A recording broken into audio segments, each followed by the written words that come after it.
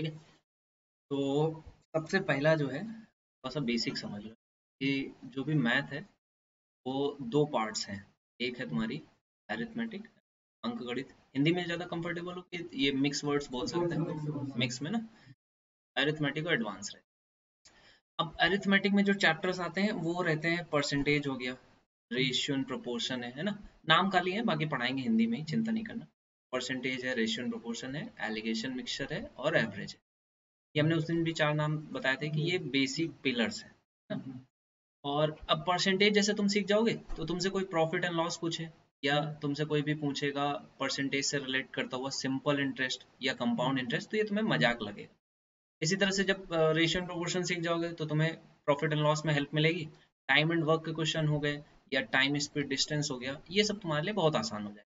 ठीक।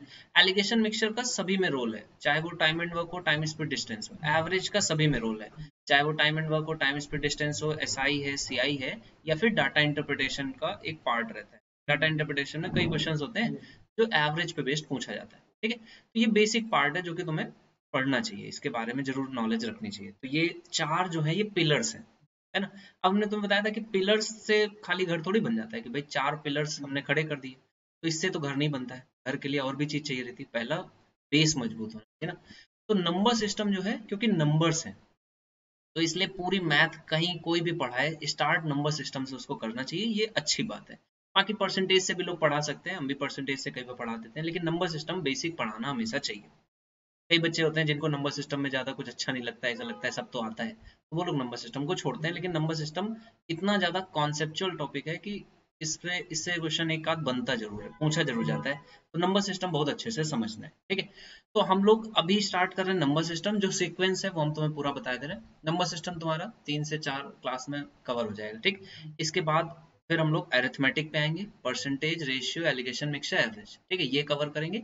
और फिर अरिथमेटिक के टॉपिक्स कहोगे तो अरिथमेटिक, नहीं तो एडवांस के जो चारों टॉपिक्स हैं, ज्योमेट्री, मेंसुरेशन, आपका ट्रिग्नोमेट्री और अलजेब्रा, ये इसके बाहर कोई चैप्टर नहीं होता है। ठीक है, ये चार एडवांस के, ये नंबर सिस्टम, ये तुम्हारे चारों बेसिक पिलर्स हो गए, और उन पे बेस्ड जो चैप्टर्स है, कोई भी चैप्टर तुम्हें ऐसा लग रहा हो मिस हो रहा है तो बताओ, सब कुछ कवर हो गया। नंबर सिस्टम में तुम्हारा एचसीएफ एलसीएम आ जाएगा। ठीक है, नंबर सिस्टम में ही सब कुछ आ जाता है। सिंप्लीफिकेशन नंबर सिस्टम में आ जाएगा। ठीक है, यहाँ पे बॉड मास का रूल भी इसी में सीख लोगे। डाटा इंटरप्रिटेशन हो जाएगा और यहाँ पे तुम्हारी चीजें कवर है। तो स्टार्ट कर रहे हैं हम लोग नंबर सिस्टम। ठीक, तो नंबर सिस्टम की भी जो कहानी है वो स्टार्ट होती है वहीं से जहाँ सबकी कहानी स्टार्ट हुई थी, एंशियंट हिस्ट्री। एंशियंट हिस्ट्री में क्या होता है, सब लोग कैसे घूम रहे थे, ऐसे एकदम नंगे होके घूम रहे हैं, कोई कपड़ा नहीं पहन रहा है, सब एकदम फ्री मौज में घूम रहे हैं, है ना। तो क्लासिफिकेशन नंबर्स का पढ़ाई स्टार्ट करी होगी किसी ने, तो किसी ने क्या देखा कि भैया एक सेब लटका हुआ है पेड़ पे, है ना, तो उसको काउंटिंग कहाँ से स्टार्ट करी, एक सेब लटका है। कोई कह रहा, अरे नहीं, बहुत सारे केले लटके हैं, देखो केले क्या है, एक अकेला नहीं रहता ना, बहुत सारा पेड़ में गुच्छा है पूरा पूरा, है ना। तो नंबर जो स्टार्ट हुए वो कहाँ से स्टार्ट हुए, एक से। किसी ने ऐसा नहीं देखा कि ये बेरुआ जो है खाली है, इसमें कोनो पेड़ में कोनो फल नहीं लगा है, इसको नहीं देखा। लेकिन अगर कोई फल लगा है तो उसकी काउंटिंग यहाँ से स्टार्ट हुई। तो या तो आपने एक नंबर देखा या दो, या इस तरह से काउंटिंग हुई, तो काउंटिंग इसी तरह से स्टार्ट हुई। तो वो नंबर जो नेचुरली दिख रहे थे उनको क्या नाम दिया गया, नेचुरल नंबर्स, है ना। नेचुरल नंबर्स हिंदी में बोलते हैं प्राकृतिक संख्याएं। तो हम लोग क्लासिफिकेशन ऑफ नंबर सबसे पहले पढ़ना स्टार्ट करते हैं। तो क्लासिफिकेशन ऑफ नंबर्स कैसे आता है, देखो यहाँ पे देखोगे तो ये आपके नेचुरल नंबर्स हैं। नेचुरल नंबर्स कहाँ से स्टार्ट होते हैं, 1 2 3 4 5 6 ऐसे, है ना। और होल नंबर्स में क्या आता है, होल नंबर्स को बोलते हैं पूर्ण संख्याएं। पूर्ण संख्याओं में एक जीरो और आता है, निगेटिव नंबर्स अभी नहीं आए हैं, है ना। अब इसके बाद आ जाता है इंटीजर। तो इंटीजर कौन से नंबर है, इसमें दशमलव नहीं आना चाहिए, है ना, 1.2, तो ये इंटीजर नहीं है। तो इंटीजर या पूर्णांक जिसको बोलते हैं, ये कौन से नंबर है, इसमें माइनस वाले भी आ गए, -1 भी है, +1 भी है, जीरो भी है, लेकिन 1.2 1.3 अभी नहीं है। इसके बाद आएगा रेशनल नंबर जिसमें दशमलव के अंक भी आ गए। और इरेशनल नंबर कौन से हैं, जिनके दशमलव के आगे क्या आता जाए किसी का कोई भरोसा नहीं। जैसे √2 की वैल्यू है या पाई की वैल्यू है, इनका हमें अंदाजा नहीं है कि इसके आगे क्या आएगा, 4 1 4 5 6, इसे अनडिफाइंड है, इनफाइनाइट टर्म्स तक इसमें नंबर्स हैं। पाई की वैल्यू जितने भी बड़े से बड़ी गण तक हैं या कंप्यूटर भी है, वो कुछ 99 अंकों तक या 100 अंकों तक ही बता पाता है, उसके आगे का उसको भी नहीं पता है। तो ये इनकी कोई रिपीटिशन नहीं है, ये कुछ भी, है ना, रैंडमली नंबर्स आ सकते हैं। जबकि जो रेशनल नंबर्स हैं उनमें देखो रिपीटिशन होता है, 9.454545, या 1/3 है तो इसकी वैल्यू कितनी होती है, 0.333333, है ना, ये पता है हमें कि यही बार बार रिपीट होगा। तो इसीलिए रेशनल नंबर उन्हें भी कहा जाता है जिन्हें p बाई क्यू के फॉर्म में रिप्रेजेंट किया जा सके। जैसे यहाँ 9.4545 है तो इसको हम किसी न किसी फॉर्म में p बाई क्यू के फॉर्म में लिख सकते हैं। ये बात भी समझ में आ गई। तो कभी कभी पूछ लेता है कि रेशनल नंबर कौन होते हैं, तो आंसर क्या करोगे कि ऐसे नंबर जिन्हें p बाई क्यू या फ्रैक्शन के फॉर्म में रिप्रेजेंट किया जा सके, इरेशनल नंबर जिन्हें रिप्रेजेंट नहीं किया जा सकता।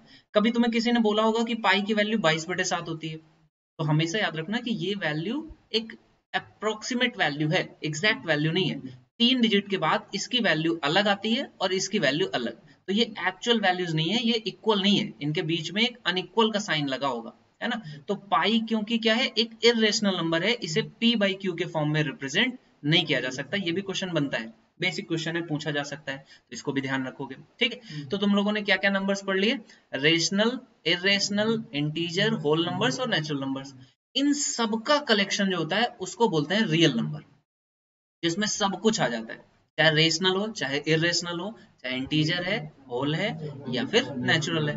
ठीक, अब रियल नंबर से भी बाहर एक नंबर होता है जिसको बोलते हैं इमेजिनरी नंबर, है ना। इमेजिनरी नंबर में क्या आता है, ऐसे नंबर जिनकी पॉसिबिलिटी नहीं है, जैसे कि आई हो गया, है ना, 3+4i। तो अब ये जो आई होता है इसका मतलब पता है क्या होता है, इसका मतलब होता है अंडर रूट में -1, है ना, ये पता है। तो रूट में -1, अब रूट के अंदर में निगेटिव नंबर हो ही नहीं सकता, तो अगर रूट के अंदर में -1 है तो इसका मतलब ये इमेजिनरी है, वे सोच लिया गया, ऐसा कुछ है नहीं, है ना। तो ये यहाँ तक क्लासिफिकेशन समझ में आ गया। क्लासिफिकेशन एक बार फिर से देख लो, हिंदी में पूरी संख्याएं, उसके अंदर में वास्तविक या फिर कॉम्प्लेक्स नंबर, या इसी को इमेजिनरी नंबर भी बोलते हैं। ठीक है, कॉम्प्लेक्स या इमेजिनरी नंबर बोल दिया जाता है। तो ये 1+2i वगैरह, ये है ना, ये हमारे पाठ्यक्रम में नहीं है, इसलिए इसको पढ़ा भी नहीं जाता है। तो हम लोग यहाँ से पढ़ते हैं रियल नंबर्स। रियल नंबर्स में कौन कौन से हैं, रेशनल और इरेशनल। रेशनल में भी तुम्हारे इंटीजर है, फ्रैक्शन है। इरेशनल में ये वैल्यूज हैं, √2, √3, पाई और एप्सिलॉन, है ना, एप्सिलॉन वगैरह की वैल्यूज हैं। इंटीजर 3 तरह के हो सकते हैं, निगेटिव, पॉजिटिव या तटस्थ या न्यूट्रल, जिसको कि जीरो। जीरो हमेशा याद रखना, जीरो पॉजिटिव इंटीजर भी नहीं है, निगेटिव इंटीजर भी नहीं है। ठीक है, तो ये न्यूट्रल नंबर है। अब इसके बाद इसके अंदर में और डिवीजन किया गया, कैसा, इवन नंबर और ऑड नंबर का। अच्छा देखो, इवन नंबर या ऑड नंबर की जो डेफिनेशन है वो सिंपल सी है, जो नंबर 2 से डिवाइड हो जाए वो इवन है, जो 2 से डिवाइड होने पर एक रिमाइंडर छोड़ दे वो ऑड है। तो अब मुझे बताओ कि जीरो जो है वो इवन है कि ऑड है, इवन होगा, क्योंकि इससे डिवाइड कर दो तो ये डिवाइड हो जाता है पूरा पूरा, है ना, कितने बार जाता है भाग, 0 बार, बढ़िया, है ना।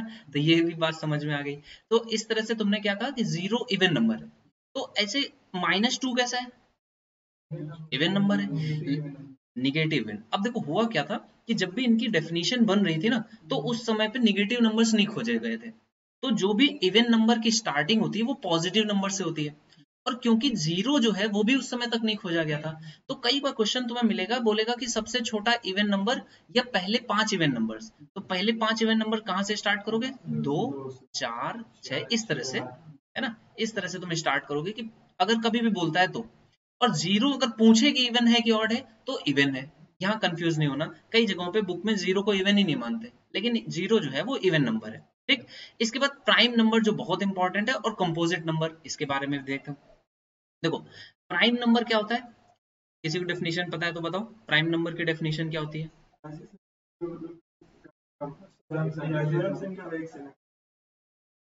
बहुत बढ़िया, बस इतनी सी डेफिनेशन है। प्राइम नंबर की यही डेफिनेशन है कि जो संख्या स्वयं और एक से कटे, है ना। तो जैसे 3 है तो ये किससे कटता है, स्वयं से और एक से, तो ये प्राइम नंबर होगा। जैसे 1 है, ये किससे कटता है, तो ये प्राइम नंबर होगा, होगा कि नहीं होगा, नहीं है, है ना। एक जो है वो प्राइम नंबर नहीं है, बात समझ में आई? अब देखो होता क्या है, इसके लिए भी ये भी एक्सेप्शन है। किसी भी संख्या के कितने जो प्राइम नंबर होते हैं वो, उसकी डेफिनेशन में ये है कि एक और उससे कटे, यानी कि टोटल कितने फैक्टर्स होते हैं, 2 फैक्टर्स होने चाहिए। यहाँ पर क्या है, यहाँ पर एक फैक्टर है, क्योंकि इसका फैक्टर क्या है, एक ही है, वो संख्या भी एक और वो संख्या भी एक, तो फैक्टर्स 2 थोड़ी इसको लिखेंगे, इसको एक ही फैक्टर लिखेंगे। जबकि कंडीशन क्या थी कि कोई भी प्राइम नंबर जिसके 2 फैक्टर्स हो वो प्राइम नंबर बनेगा। तो सबसे छोटा प्राइम नंबर फिर क्या हो जाएगा? 2। बहुत अच्छे, ये बहुत इंपॉर्टेंट है। अब देखो ये इसको प्राइम बोला गया, हिंदी में इसको बोलते हैं अभाज्य संख्याएं। तो सबसे छोटी अभाज्य संख्या 2 है। और तुम्हें पता है एकमात्र ऐसी अभाज्य संख्या जो इवन नंबर है ना, इसके आगे के जितने भी नंबर आएंगे वो सारे कैसे होंगे? ऑड नंबर्स होंगे, है ना। तो ये पहली चीज है जो याद रखना। तो आपने कहा कि प्राइम नंबर हमें समझ में आ गया, सबसे छोटा 2 है। तो इसी तरह से एक और संख्या होती है जिन्हें बोलते हैं कंपोजिट नंबर्स, या इनको नॉन प्राइम नंबर्स भी बोला जाता है। तो कंपोजिट नंबर्स कौन से हैं? ऐसे नंबर्स जो कि संयुक्त हैं। संयुक्त मतलब जिनके 3 फैक्टर्स होते हैं कम से कम, यानी एक और वो संख्या खुद के अलावा एक और फैक्टर हो। तो सबसे छोटी कंपोजिट नंबर क्या हो जाएगा? 4। बहुत बढ़िया। 4 के कौन कौन से फैक्टर्स हैं? 1, 2 और 4। तो कम से कम 3 फैक्टर जिस भी संख्या के हैं उन्हें कंपोजिट नंबर बोला जाएगा। और इसका एक अच्छा सा एग्जांपल ये ऐसे समझ लो कि जो भी प्राइम नहीं है इसीलिए इनको नॉन प्राइम भी बोला जाता है। जो प्राइम नहीं है वो क्या है? कंपोजिट है। तो कंपोजिट नंबर्स तुमने कहा इतने होते हैं। अब तुमको एक कुछ फैक्ट्स बताते हैं, कुछ ऐसे फैक्ट्स जो कि याद रखना। ठीक है, फैक्ट्स यहाँ पर लिख दे रहे हैं और वो इंपॉर्टेंट है, इनको ध्यान रखना। यहाँ पर इतने पे फैक्ट्स लिख ले रहे हैं। देखो 1 से लेकर के 100 तक कितने प्राइम नंबर्स होते हैं बताना जरा। बहुत बढ़िया, बहुत अच्छे, 25 प्राइम नंबर्स होते हैं। तो क्वेश्चन पूछे अगर कि कंपोजिट नंबर्स कितने होते हैं? 74। एक जो है वो ना तो प्राइम है ना ही कंपोजिट है, तो 74 ये क्या हो जाएंगे? Composite numbers. और एक जो है वो नाइदर प्राइम है नॉर कंपोजिट है। इतनी बात समझ में आई? अब देखो एक और टर्म होता है जिसको कि यहाँ पर हम लोग डिफाइन कर लेते हैं, जिसके बारे में बात करते हैं, और वो टर्म होता है को प्राइम नंबर्स का। कितने बच्चे को प्राइम नंबर जानते हैं? को प्राइम नंबर क्या होता है? कोई डेफिनेशन पता है को प्राइम की?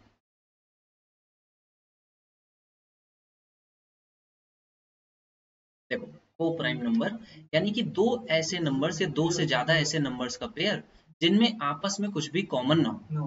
ठीक, ये समझाने की भाषा है। लेकिन जो डेफिनेशन दी गई थी वो ये दी गई थी कि एचसीएफ जिनका 1 हो ऐसे नंबर्स को को प्राइम बोला जाता है। अब एचसीएफ क्या होता है? एचसीएफ थोड़ा बहुत पता है, बेसिक है ना। जैसे अगर हम तुमसे बोले 12 और 18 का एचसीएफ बताओ तो बता पाओगे?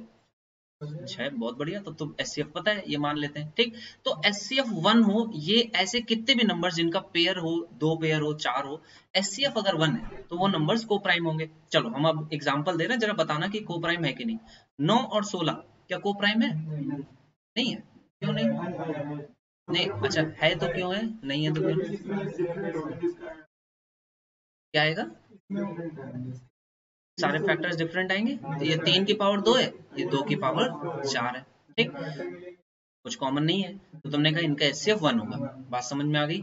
अच्छा 6 है और 27 है, नहीं है, 3 कॉमन है, एचसीएफ इसका 3 आ जाएगा। बढ़िया। अच्छा जरा बताना भाई, 15 और 64 क्या को प्राइम है? को प्राइम है, अच्छा बढ़िया, सही आंसर दे रहे हो। 15 और 16 है। अब एक चीज याद रखना, कभी भी कॉन्जिक्यूटिव नंबर्स कोई भी लिख दिए जाए हमेशा को प्राइम रहते हैं। 8 और 9 हमेशा को प्राइम है, 2 और 3 को प्राइम है। कॉन्जिक्यूटिव नंबर्स लिखा है, सोचना ही नहीं, हमेशा को प्राइम है। ठीक, अच्छा अब देखो एचसीएफ 1 ये डेफिनेशन है, तो डेफिनेशन चेंज तो कभी नहीं होगी। तो हमें एक बात बताओ कि अगर 1 और 2 लिखा तो क्या ये को प्राइम है? सोच के बताओ, को प्राइम की डेफिनेशन क्या है? एचसीएफ 1 हो, तो इसका एचसीएफ कितना आएगा? एचसीएफ तो 1 आएगा। और नहीं है, क्यों नहीं है बेटा? तो नहीं तो 1 तो फिर ऐसे सभी में कॉमन है, 12 और 18 में भी तो एक कॉमन था। तो ये को प्राइम है, हमेशा याद रखना। 1 के साथ में कोई भी नंबर लिखा जाए, 1 और 15, ये को प्राइम है। 1 के साथ में कोई भी नंबर लिखा हो, 1 और 1, ये भी को प्राइम है। क्योंकि वो जो बताने वाली डेफिनेशन है ना कि कुछ कॉमन नहीं होना चाहिए, वो गलत है। डेफिनेशन से हमेशा कभी भी कोई चीज चेक होगी तो कैसे? डेफिनेशन से। तो डेफिनेशन इसीलिए हमने यहाँ ये नहीं लिखा कि जो कॉमन नहीं हो ऐसा नंबर, हमने यहाँ डेफिनेशन लिखी तुम्हारे सामने कि एचसीएफ 1, तो एक के साथ में कोई भी नंबर लिखा है तो वो क्या है? को प्राइम है। अच्छा 1,0 क्या ये को प्राइम है? क्यों नहीं? एक के साथ कोई भी संख्या, तो ये को प्राइम है, ये भी को प्राइम है। ठीक समझिए ना, डेफिनेशन पे जाओगे तो एक अगर कॉमन है, यानी एचसीएफ उनका अगर 1 है, एक उन दोनों में सिर्फ कॉमन है, बाकी कुछ नहीं, तो ये को प्राइम है। तो तुमने ये समझ लिया कि एक के साथ कोई भी नंबर हो। ठीक है, तो ये समझ गए कॉन्जिक्यूटिव कोई नंबर्स हैं तो को प्राइम होंगे, ये भी समझ गए। और क्या बच रहा है? को प्राइम तो तुम बहुत अच्छे से समझ गए। अच्छा तो 0 और 2 क्या ये को प्राइम है? ये बताओ। नहीं है तो क्यों नहीं है तो क्यों है? तो इसमें क्या है फिर? अच्छा इसका एचसीएफ अगर निकालेंगे तो क्या आएगा, चलो बताओ। 0 और 2 का एचसीएफ क्या आएगा? देखो, जो जीरो है ना, जीरो बड़ा मस्त मौला है, जीरो कभी चेंज नहीं होता है। जीरो को कोई कितनी भी, जीरो को भैंस समझ लो, इसके आगे बीन बजाओगे ये पगुराता रहेगा, है ना। तो ये जीरो के साथ 2 का गुणा लिख दे, कोई फर्क थोड़ी पड़ेगा, जीरो ही है। अब देखो इन दोनों का एचसीएफ अगर मैं बताऊं तो क्या 2 बोल सकता हूँ? तो इसका एचसीएफ 2 आ गया, तो ये क्या है? नहीं है। लेकिन 1 और 0 में तुमने कहा 0 के साथ 1 लिखा था, तो एक एचसीएफ आ गया था इसका, इसलिए ये को प्राइम है। समझ गए? तो 0 के साथ अगर हम 12 लिख दें तो ये को प्राइम नहीं है, क्योंकि 0 को 12, तो एचसीएफ अगर कोई पूछे 0 और 12 का एचसीएफ कितना आएगा, तो 12, जो भी संख्या 0 के साथ लिखी है वही उसका एचसीएफ हो जाता है। बात समझ गए? तो यहां तक हम लोगों ने बेसिक बातें समझ ली। तो देखो, नंबर्स का ये डिवीजन है, नंबर्स को इस तरह से डिवाइड किया जाता है, इस तरह से हम लोग उनके बहुत सारे नॉमनक्लेचर है। नॉमनक्लेचर मतलब उसका नाम रखना। जैसे जब बच्चा पैदा होता है तो सबसे पहला उसका जो होता है, कौन सा संस्कार होता है? नामकरण संस्कार। तो ये नंबर सिस्टम भी इसी तरह का है, नामकरण संस्कार है संख्याओं का। तो स्टार्ट कहाँ से करी हम लोगों ने? 1 2 3 4, है ना। जो माधुरी ने गाना गाया, तो वो माधुरी को भी यहीं से है, नंबर सिस्टम के ही गाने हैं, है ना। नंबर सिस्टम से स्टार्ट हुआ था गाना, होल नंबर्स नहीं थे। तो ये नेचुरल नंबर है। अब इसका फायदा क्या है, हम लोग जो नाम पढ़ रहे हैं इसका क्या फायदा है? इसका फायदा बताएं। देखो इसका फायदा बताते हैं, ये होल नंबर्स हो गए, फिर इवन हो गया, ऑड हो गया, प्राइम है, कॉम्पोजिट है, रियल नंबर्स हैं, है ना। फायदा तो समझ गए। अब देखो एक क्वेश्चन हम पूछ रहे हैं, जरा आंसर करना। ठीक है, हिंदी में भी लिख रहे हैं और इंग्लिश में भी लिख रहे हैं। फर्स्ट 10 होल नंबर्स का सम बताइए, पहली 10 पूर्ण संख्याओं का योग क्या होगा। चलो आंसर करो, अटेम्प्ट करो, कॉपी पेन लाए हो? चलो अटेम्प्ट करो, से जल्दी से, कोई जल्दीबाजी नहीं है, आराम से करो। होल नंबर्स का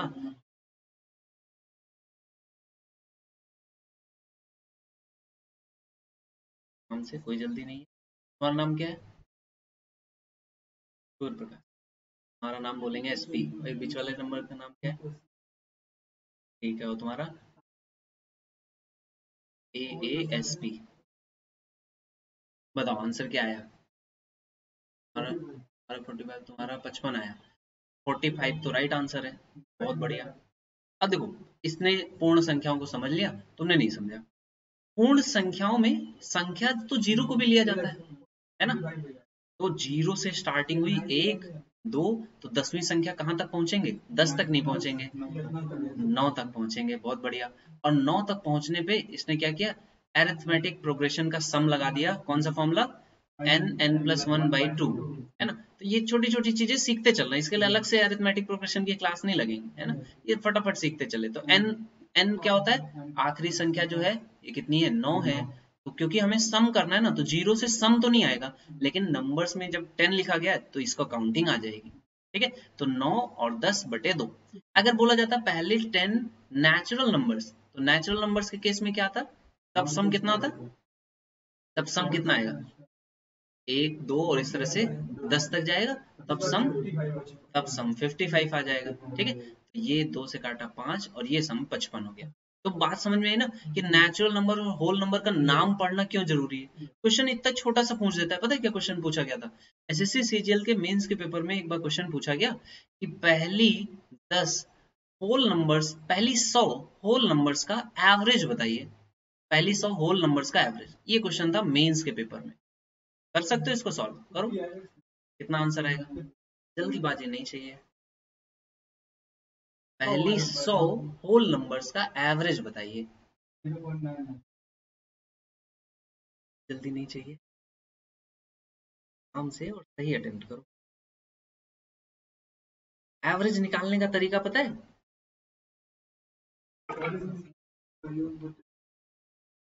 बहुत बढ़िया। Sum of observations divided by number of observations, है ना? तो सम निकाल सकते हो और फिर नंबर कितने होंगे, 100 से डिवाइड कर दो तो कितना आ जाएगा। तुमने कहा कि अभी हम लोगों ने पढ़ा था कि 10 थे तो 9 तक काउंट किया था, 100 है तो 99 तक काउंट करेंगे।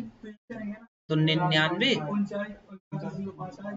अब आया 49.5। अभी तो ये तो कुछ और ही बोल रहा था, तुम भी कुछ और, तुम तो 50 बोल रहे थे, चेंज हो गया। तो तुमने कहा n+1/2, ये सम हो गया और 100 से डिवाइड कर देंगे तो 100 से 100 कट गया।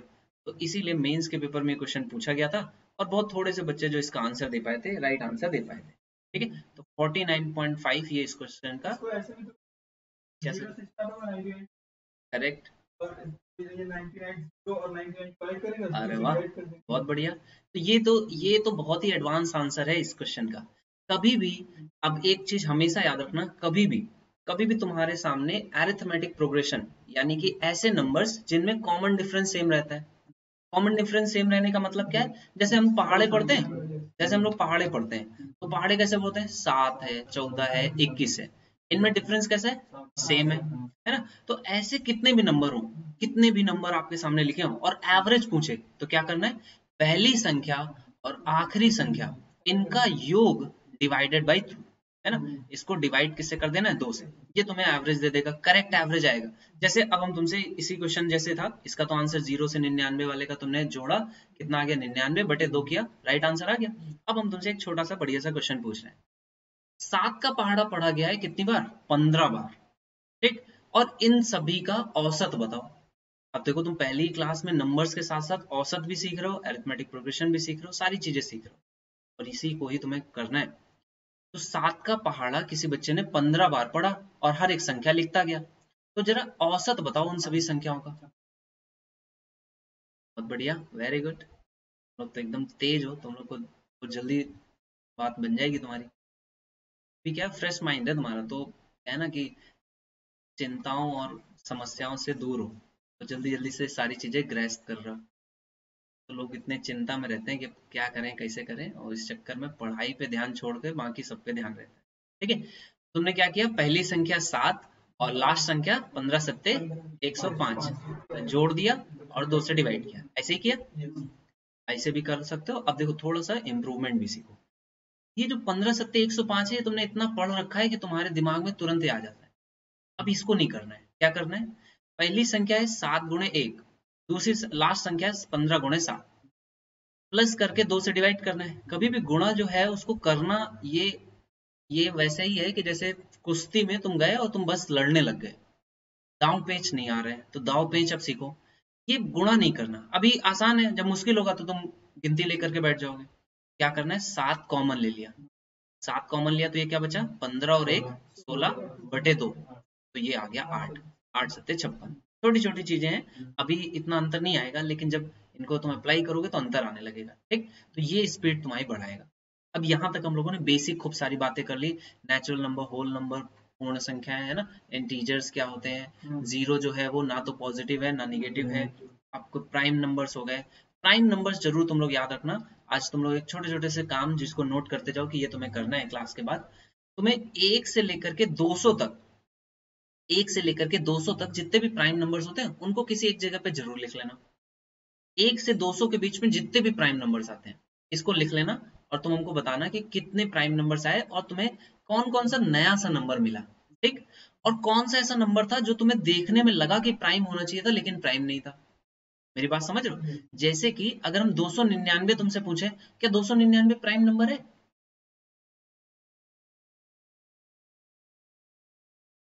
प्राइम नंबर क्या होता है, कहानी पता है प्राइम नंबर की तुम्हें? तो 299 क्या प्राइम नंबर है?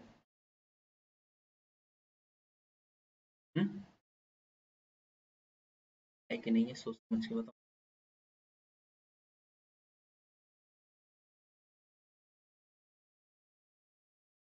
अच्छा, 13 का से डिवाइड करके देखो, डिवाइड हो रहा है कि नहीं?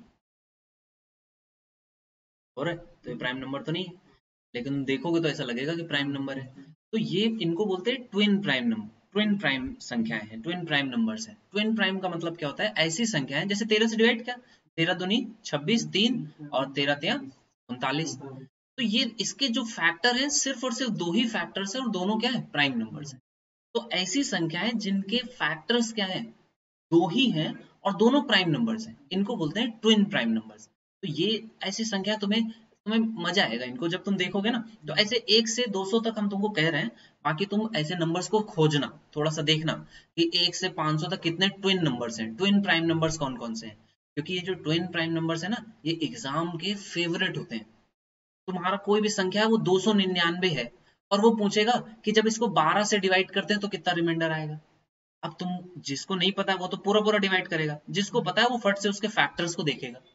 तो ये संख्याओं के जो फैक्टर्स है वो इंपॉर्टेंट है, कई जगहों पे अलग अलग तरीके से काम आएंगे। तो तुम्हारा काम क्या है, 1 से 200 तक हम बोल रहे हैं, बाकी तुम्हारा थोड़ा मन करे तो और आगे तक बढ़ जाना, और ट्विन प्राइम नंबर्स लिखना कि कौन कौन सी संख्याएं हैं जो ट्विन प्राइम नंबर्स हैं, कौन कौन सी संख्याएं प्राइम नंबर्स हैं, है ना। ये सारी चीजें तुम लोग करना आज। ठीक, अब आज का जो एजेंडा था, हम लोग क्या क्या आज पढ़ने वाले हैं, क्लासिफिकेशन हम लोगों ने पढ़ लिया, अब हम लोग प्राइम फैक्टराइजेशन पढ़ते हैं। देखो प्राइम फैक्टराइजेशन तुमने पढ़ा है, पहले से पढ़ रखा है, कब पढ़ा था, बचपन में। कैसे पढ़ा था बताते हैं, अभी जैसे लिखेंगे तुरंत तुम्हारी आंखों के आगे आ जाए। 2 से डिवाइड किया 27, फिर 3 से डिवाइड होगा 9, फिर 3 से डिवाइड होगा फिर 9, 3 आ गया, फिर 3 से डिवाइड हुआ 1। ये तुम लोगों ने पढ़ रखा है ना, पढ़ा है कि नहीं पढ़ा है? ये प्राइम नंबर्स, यही प्राइम फैक्टराइजेशन होता है। तो इसका मतलब क्या है कि 54 को हम लोग लिख सकते हैं 2 की पावर 1 और 3 की पावर 3, इस तरह से लिख सकते हैं। और ये चीज तुमको आती है ना। अब ये चीज अगर आती है तो होता क्या है, देखो क्वेश्चन ये नहीं पूछता है कि इसका प्राइम फैक्टराइजेशन करो, क्वेश्चन पूछता है 54 के कितने फैक्टर्स हैं, कितने इसके गुणक हैं। क्वेश्चन ये पूछता है कि इसके फैक्टर्स कितने हैं, तो कितने फैक्टर्स हैं इसके बताओ। 4 फैक्टर्स हैं, क्या क्या है फैक्टर्स, 4 बताना जरा। 2 और 3 बार 3, ये इसके फैक्टर्स हैं। फैक्टर्स का मतलब पता है क्या होता है, फैक्टर्स का मतलब होता है वो संख्याएं जो 54 में भाग दो तो पूरा पूरा भाग चला जाए। तो दो ही फैक्टर हुए, कौन कौन से, 2 और 3। और 54 में अगर 27 से भाग दें तो जाएगा कि नहीं, तो 27 भी फैक्टर हो गया। 9 से भी भाग जाएगा, अरे 9 भी फैक्टर हो गया। और 6 से भी भाग जाएगा, 6 भी फैक्टर हो गया। और बस 18, अरे वाह, तो 18 भी फैक्टर हो गया, बस की और बस। तो कितने फैक्टर हुए, 2, 3, 9, 27, 6 और 18, ये फैक्टर्स हैं। देखो दो संख्याओं के दो टर्म्स हैं जिनको हमेशा ध्यान रखना, एक होता है फैक्टर, एक होता है मल्टीपल। इनको भी समझ लो, जब तुम पहाड़े पढ़ते हो ना, तो वो जिसका पहाड़ा पढ़ लो उसके मल्टीपल्स लिखते हो। जैसे 7 का पहाड़ा पढ़े थे अभी, तो 7 एकम 7, ये 7 का मल्टीपल है। 7 दूनी 14, तो ये क्या था, ये इसका मल्टीपल है। बात समझ में आई? अब फैक्टर जो होता है, फैक्टर अभी समझ में आया कि जैसे 54 अगर बोला गया तो हर वो संख्या जो 54 का पूरा पूरा भाग दे देती है, वो क्या है, वो 54 का फैक्टर है ना। और हमेशा देखो कहीं भी हम लोग निगेटिव नंबर्स नहीं पढ़ रहे हैं, हमेशा पॉजिटिव नंबर्स पढ़ रहे हैं। तो पहला संख्या 2, फिर 3, फिर 6, फिर 9, फिर 18, 27। हमेशा याद रखना 54 खुद भी अपना एक फैक्टर है। बात समझ में आई? तो कितने फैक्टर्स हो गए, 1 2 3 4 5 6 7, ये फैक्टर्स हैं। अब देखो इसमें से दो अनफेयर फैक्टर्स बोले जाते हैं, जैसे 1 और 54, इसको क्या बोलते हैं, ये तो फेयर बात नहीं यार, ये तो प्राइम नहीं नंबर है, तो मतलब ही है कि दोनों तो फैक्टर होंगे ही, एक और वो खुद अपने आप में संख्या। तो हम लोग जब भी फैक्टर काउंटिंग पूछी जाएगी, तो इसको 1 और 54 को हम लोग काउंट नहीं करते हैं, है ना। तो ये क्या है, ये फैक्टर्स नहीं माने जाते हैं। तो फैक्टर्स कितने हैं, 6 हैं। अब देखो छोटी संख्या थी तो तुमने काउंट कर लिया, ये 2 3 9 27 18। अब बड़ी संख्या हो जाएगी तब कैसे करेंगे, तो इसका एक फॉर्मूला है। अब फॉर्मूला आ रहे हैं तो इनको तुम लोग लिखते चलना, ठीक है। फॉर्मूला जहां भी आएगा वहां लिखते चलोगे, क्या फॉर्मूला है देखो। जब भी तुमसे फॉर्मूला के लिए आएगा तो कोई भी संख्या है, कोई भी संख्या है, मान लो n, तो n को रिप्रेजेंट किया जा सकता है a की पावर m, b की पावर n, और इसी तरह से c की पावर o, और इसी तरह से एंड सो ऑन। तो जो पावर्स आएंगी, हमेशा याद रखना जो बेसेस हैं वो प्राइम नंबर्स होंगे, और जो पावर है वो कोई भी नंबर हो सकता है। तो जो पावर है उसका सम, और इसको आपस में एक जोड़ करके इस तरह से गुणा करते जाना है। तो m+1 n+1 o+1, ये इस तरह से एंड सो ऑन जहां तक जाएगा, ठीक है ना। तो जैसे 54 था, तो 54 के कोई फैक्टर्स पूछे, कितने फैक्टर्स होंगे, तो तुमने कहा 2 की पावर 1 और 3 की पावर 3 लिखा जाता है, तो 1 में 1 जोड़ दो 2, और 3 में 1 जोड़ दो, तो ये कितना आ गया 4, तो 4 दूनी 8, ये क्या है, ये इसके टोटल फैक्टर्स हैं। और कोई पूछे कि फेयर फैक्टर्स बताओ, मतलब एक्चुअली फैक्टर्स कितने हैं, तो तुम क्या कहोगे, इसमें 1 और 54 भी लिया हुआ है, उसको हटा देंगे तो 6 फैक्टर्स एक्चुअली फैक्टर्स आएंगे। आपके एग्जाम में जब भी ये क्वेश्चन पूछा जाएगा तो इसका आंसर 8 ही देना है, कभी भी इसका आंसर और नहीं देना कुछ भी। n+1 m+1 o+1, इस तरह से जितने भी नंबर आएंगे उनके यही टोटल नंबर ऑफ फैक्टर्स होते हैं। यहां तक बात समझ में आ गई, इस चीज को नोट डाउन कर लिया कि भाई कोई संख्या है तो उसके ये फैक्टर्स होंगे, करेक्ट है, यहाँ तक कोई दिक्कत नहीं है। अब देखो ये तो प्राइम फैक्टराइजेशन हो गया, प्राइम फैक्टराइजेशन में 2 की पावर 1 है, संख्याओं में 1 + 1 2 लिखा, 3 + 1 4 लिखा, ये टोटल नंबर ऑफ फैक्टर्स आ गया। अब यहाँ पर कभी कभी बोलता है कि पेयर फैक्टर्स के फॉर्म में कितनी तरीके से रिप्रेजेंट किया जा सकता है, तो हमेशा याद रखना जितने टोटल फैक्टर होते हैं उसके आधे, यानी कि 4 तरीके से इसे रिप्रेजेंट किया जा सकता है। कैसे 4 तरीके से रिप्रेजेंट किया जा सकता है, पेयर फैक्टर का मतलब ही होता है कि ऐसे दो पेयर जिनका मल्टीप्लीकेशन वही संख्या फिर से आ जाए, है ना। तो एक लोगे तो इसमें गुणा करो 54 का, 54 आएगा। तुमने 2 लिया और इसमें गुणा किया 27 का, 3 लिया उसमें गुणा किया 18 का, 9 में गुणा किया 6 का। अब देखो ये पेयर फैक्टर जो है ना, इसका एक यूज है, ऐसा नहीं हम लोग ऐसे फालतू में पढ़ रहे हैं, इसका एक बहुत बड़ा सा यूज है, थोड़ी सी देर में समझ में आएगा, तब तक थोड़ी सी प्रैक्टिस करो। जरा 24 के बताओ टोटल नंबर ऑफ फैक्टर्स कितने हैं, टोटल फैक्टर कितने होंगे 24 के। तो प्राइम फैक्टराइजेशन ऐसा नहीं तुम लोग 2 से 2 नहीं लिखने लगना, प्राइम फैक्टराइजेशन के लिए अब दिमाग ये लगाना कि 2 की मैक्सिमम पावर इसमें कितनी है 8, और 3 की पावर 1, तो इसको इस तरह से लिखोगे, और 8 और 3 को तुम लिखोगे 2 की पावर 3 और 3 की पावर 1, ठीक। अब टोटल फैक्टर्स कैसे निकालते हो, 3 में 1 जोड़ा 4, 1 में 1 जोड़ा 2, 4 का गुणा 2 से किया 8 आ गया, ठीक। चलो 36 के जरा टोटल नंबर ऑफ फैक्टर्स बताओ।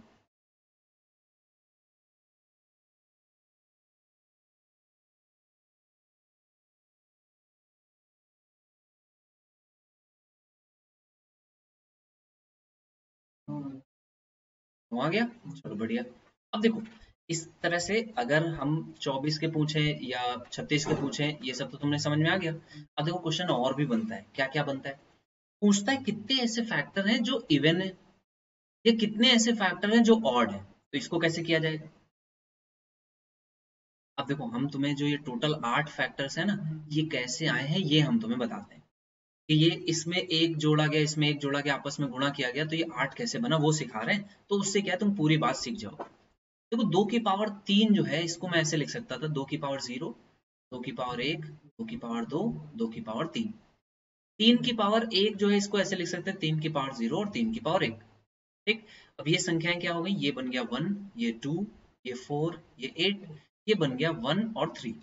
अब होता क्या है कि इसका और इसका जब गुणा किया जाता है तो वो सारे फैक्टर्स बनते हैं, मतलब एक का गुणा एक में किया तो एक आ गया, एक का गुणा दो में किया तो दो आ गया, एक का गुणा चार में तो चार, एक का गुणा आठ में तो आठ। अब तीन का गुणा एक में किया तो तीन आ गया, तीन का गुणा दो में किया तो छह, तीन का गुणा चार में किया 12, तीन का गुणा आठ में किया 24।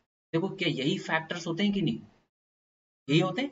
तो ये जो बने हैं ना ये टोटल फैक्टर्स, ये कैसे बने वो समझ में आया, कि जो भी हम लोग प्राइम फैक्टराइजेशन जब करते हैं तो यहाँ पे पावर लिखते हैं, अब इस पावर में तीन जो है इसका मतलब है 2 की पावर 1, 2 की पावर 2, 2 की पावर 3, और एक जो हम ऐड कर रहे हैं वो 2 की पावर 0 है, ठीक है। इस वजह से 3 + 1 करते हैं, समझ में आया, तो इस वजह से ये 4 है, और 3 की पावर 1 का मतलब 3 की पावर 1 और एक 0 वाला और ऐड करते हैं तो ये 8 हो जाता है, 4 दूनी 8, ठीक। तो 4 और 2 का गुणा होता है, गुणा का मतलब ही होता है कि कितनी इससे पॉसिबिलिटीज है, 4 दूनी 8, तो 8 फैक्टर्स बनते हैं। अब इसमें से प्राइम नंबर्स कौन कौन से होंगे, prime number sorry, even numbers कौन से होंगे, तो इवन नंबर के लिए क्या चीज चाहिए होता है, दो से भाग। तो देखो अगर हम इसमें तीन में देखें तो तीन से कोई फर्क नहीं पड़ता है, फर्क हमारे दो से पड़ता है। तो जितने भी नंबर्स इतने से गुणा होंगे, जितने भी नंबर्स इतने से गुणा होंगे, 2 की पावर 1, 2 की पावर 2, 2 की पावर 3, 3 की पावर 1, 3 की पावर 2, 3 की पावर 3, ये जब इससे गुणा होंगे तो क्या होगा, हमारे इवन नंबर्स आ जाएंगे। और अगर कोई इससे गुणा हो रहा है सिर्फ, तो वो क्या होगा, ऑड नंबर होगा। बात समझ में आई? तो अब देखो होता क्या है, कैसे हम लोग जल्दी से निकाल लेते हैं कि इवन नंबर्स कितने होंगे, इवन फैक्टर्स कितने होंगे, उसका भी एक शॉर्ट तरीका है जल्दी से उसको करने के लिए। हम लोग क्या करते हैं ना, देखो इसमें हम लोग ये कहते हैं कि हम लोग गुणा किसका कर रहे थे, तीन में पावर में एक जोड़ दिया था तो चार, यानी इन सब में, और तीन में एक पावर थी तो एक जोड़ दिया दो, तो ये सारे ले लिए। अब ये सारे तो हमें लेने हैं दो, लेकिन इसमें ये चारों नहीं लेने, सिर्फ ये तीन लेने हैं। तो तीन का गुणा करोगे दो में तो ये जो छह आया ये क्या है, इवन है। और अगर अब देखो इसका तीन से कोई फर्क नहीं पड़ता, ये तो दोनों के दोनों ले लो, और इसमें इन तीनों को छोड़ के ये वन ले लोगे, तो इसे एक से गुणा कर दोगे तो ये क्या आ जाएगा, ये ऑड फैक्टर्स आ जाएंगे। तो ये बात समझ में आ गई कि ये इवन फैक्टर्स हो गए, ये ऑड फैक्टर्स हो गए। समझ में आया थोड़ा सा? एक एग्जांपल जो अभी हम लोगों ने किया था 36 का, जरा इसके बता सकते हो इवन फैक्टर्स कितने होंगे, जरा ट्राई करो। टोटल फैक्टर्स तो तुम लोगों ने निकाल लिया 9, अब इवन फैक्टर्स जरा बताओ कितने आएंगे।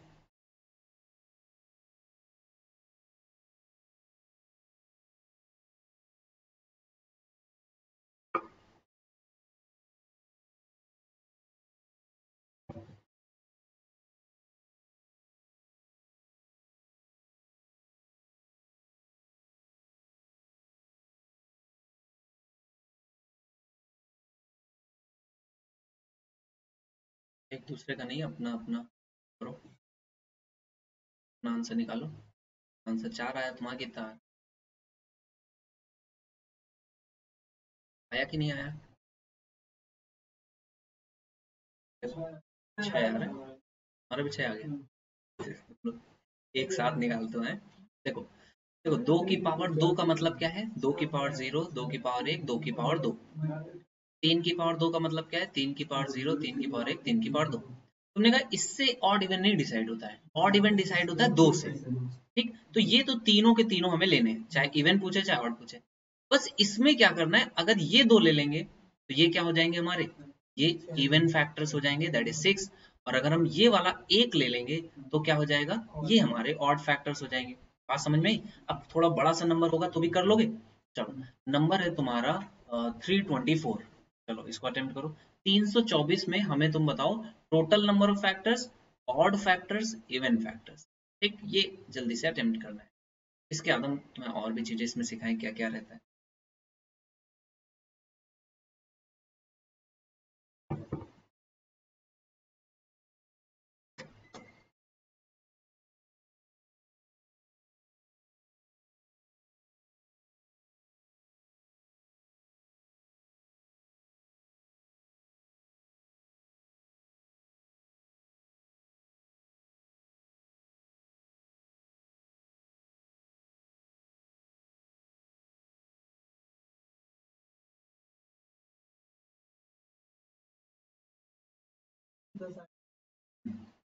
और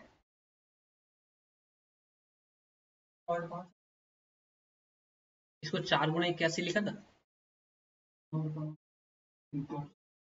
है ना? यानी कि दो की पावर दो और तीन की पावर चार। तो टोटल फैक्टर्स कितने आ गए, टोटल फैक्टर आ गए तीन गुणे पांच यानी कि 15। इवन फैक्टर अगर पूछा जाए तो तुमने कहा दो की पावर यही दो ही रखते हैं, तीन नहीं करते हैं इसकी जगह, और पांच से गुणा कर देंगे। इवन फैक्टर कितने आ गए, 10, बहुत बढ़िया।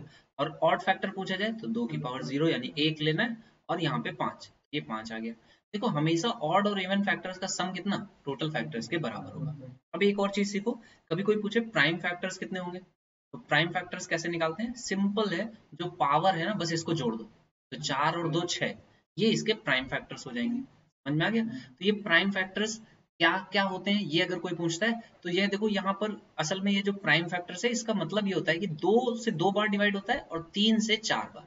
तो ये प्राइम फैक्टर्स जो है ये एग्जैक्ट हम लोग नहीं बता पाते, लेकिन अगर कोई प्राइम फैक्टर्स पूछता है तो ये आंसर यही दिया जाता है। एसएससी में क्वेश्चन कई बार पूछा गया है, और इसका आंसर जो भी पावर है इसका सम रहता है। तो दो से दो बार, तीन से चार बार, इस तरह से इसको बोलते हैं, या इसकी पावर्स को बोल सकते हो। तो पावर्स का जो सम है ये प्राइम फैक्टर होता है। तो देखो तुम लोग क्या क्या सीख गए, टोटल, ऑड, इवन और प्राइम फैक्टर्स, यहाँ तक सीख गए। अब देखो क्वेश्चन और भी क्या बन सकता है, चलो 136 है। अब इसके में चारों चीजें जरा जल्दी से बताओ, टोटल, ऑड, इवन और प्राइम फैक्टर्स क्या क्या होंगे निकालो। टोटल फैक्टर्स, ऑड, इवन और प्राइम।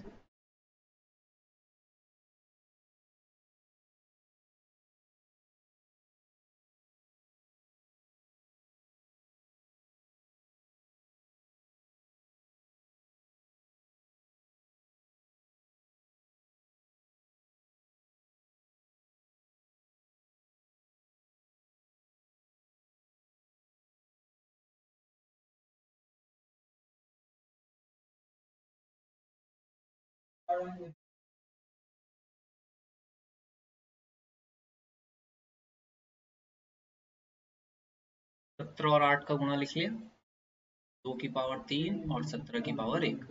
हमेशा बेस में प्राइम नंबर होना चाहिए। 2 और 17 प्राइम नंबर है। तुमने कहा टोटल कितने आएंगे, 8 आ गए, 4 और 2। इवन फैक्टर्स कितने आएंगे, 3 दूनी 6, ठीक। और ऑड फैक्टर्स 2 हो गए, प्राइम फैक्टर्स 4। बहुत बढ़िया। तो ये बेसिक बात तुम लोग पूरी पूरी समझ गए। तो टोटल, ऑड, इवन, प्राइम, ये तो समझिए।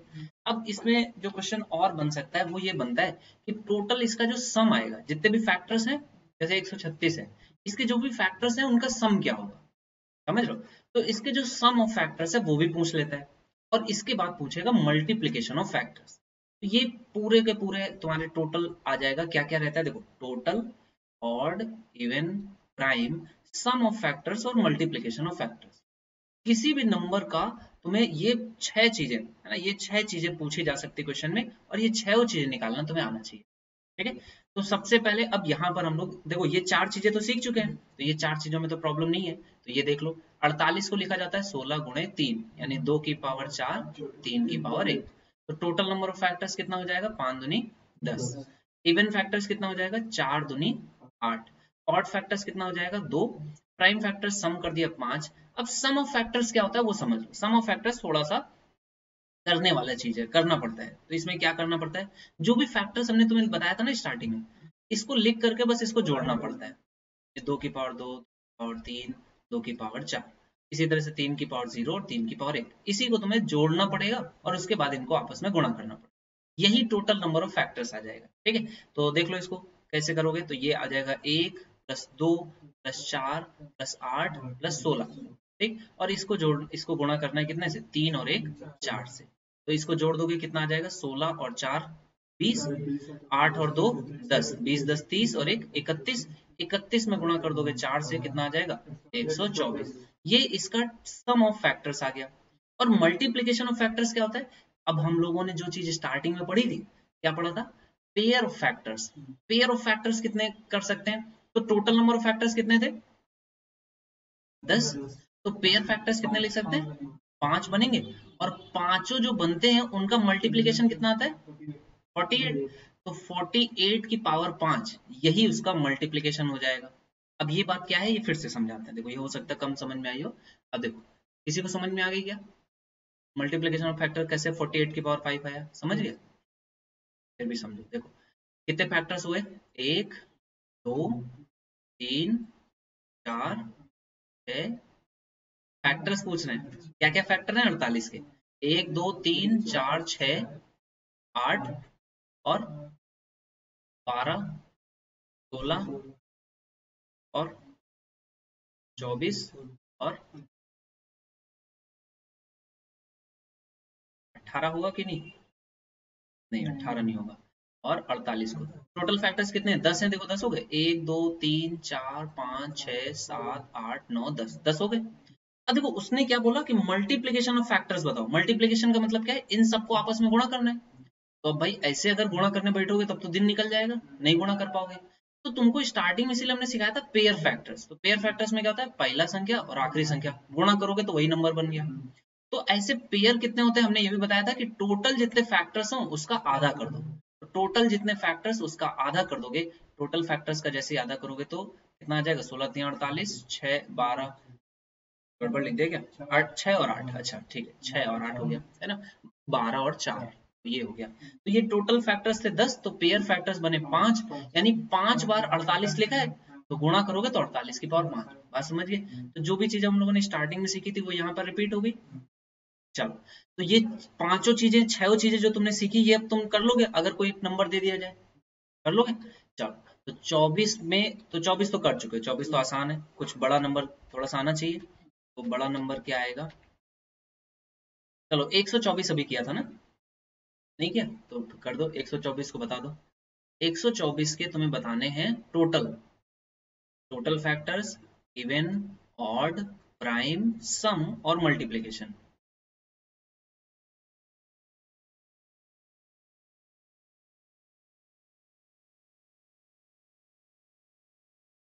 मल्टीप्लीकेशन ऑफ फैक्टर्स के लिए एक फॉर्मूला भी है, वो भी ध्यान रखना कि नंबर जो भी है वो और उसकी power total number factors by 2, ये फॉर्मूला भी यूज कर सकते हो।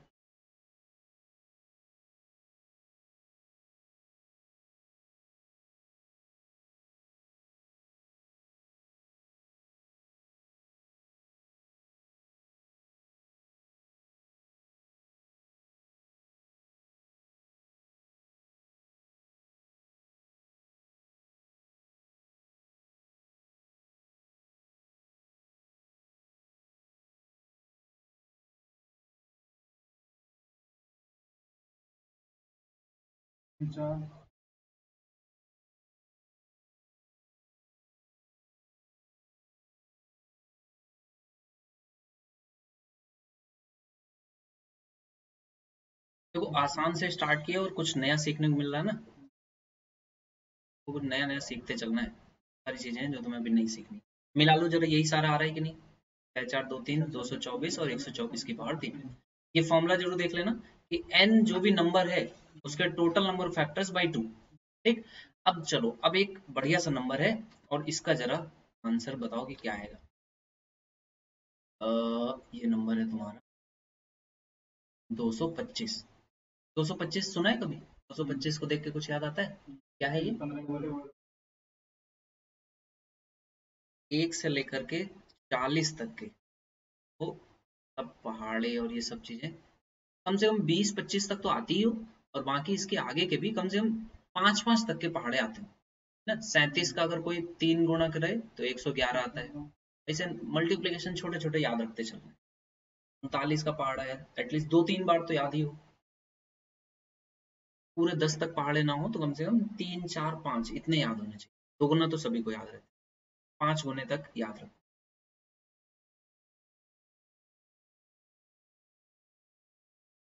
इसका टोटल जरा निकालो। Total, even, odd, prime, multiplication.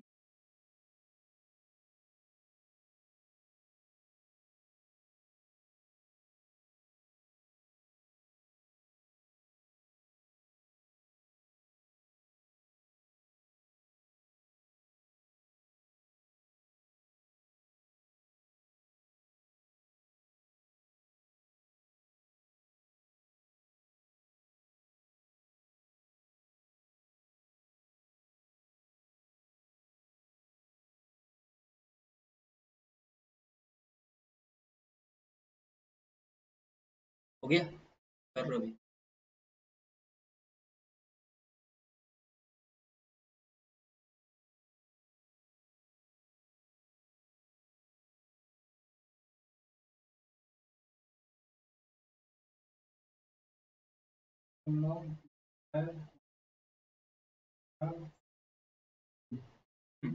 ऐसा क्या?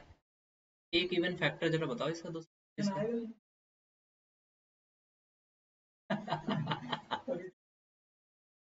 इवन तो आएगा नहीं। इवन के लिए दो चाहिए, दो कहाँ है? सारे ऑड हो गए तो इवन जीरो। प्राइम कितने आ गए? 4। सम ऑफ फैक्टर्स कितना आ गया?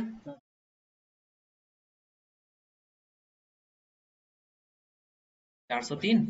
चलो बढ़िया। और मल्टीप्लीकेशन ऑफ फैक्टर कितना आया? तो 25 के पावर 4। ये कैसे आया? 4 कैसे आया?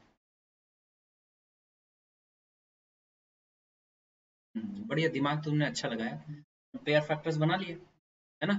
अब देखो, कभी भी कोई परफेक्ट स्क्वायर नंबर होगा तो उसके टोटल फैक्टर्स हमेशा कैसे आएंगे? ऑड आएंगे, इवन नहीं आएंगे। ठीक। तो जब भी ऑड आएंगे तो पूरे पेयर नहीं बनेंगे। क्या होएगा? एक छूट जाएगा।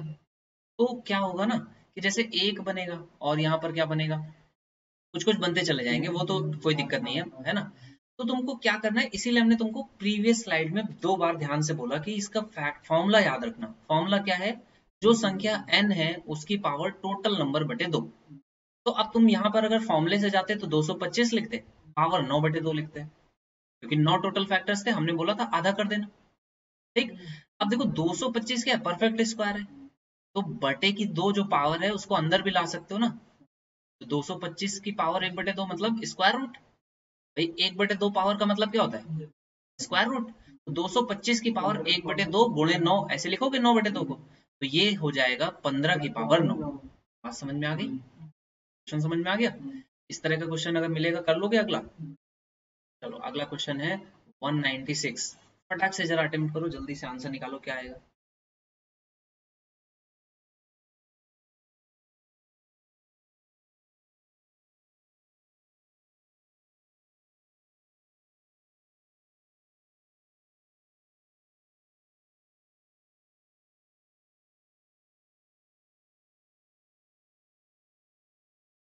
इसका स्क्वायर होता है 196।